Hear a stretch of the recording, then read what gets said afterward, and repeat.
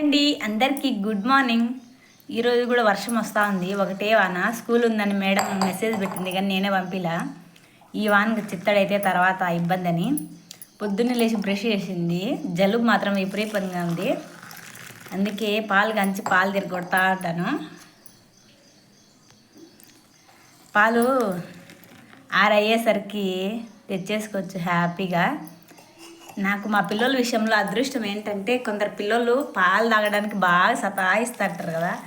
మా పిల్లలు పాలు కంచి తెచ్చేసాలు 3 పూటలైనా తాగేస్తారు. ఎక్కడికన్నా వెళ్ళినా ఫుడ్ ఏమన్నా లేదని అనుకున్నా హోటల్లో ఒక గ్లాస్ పాలు ఇప్పించేసేసాలు హ్యాపీగా తాగి ఉంటారు.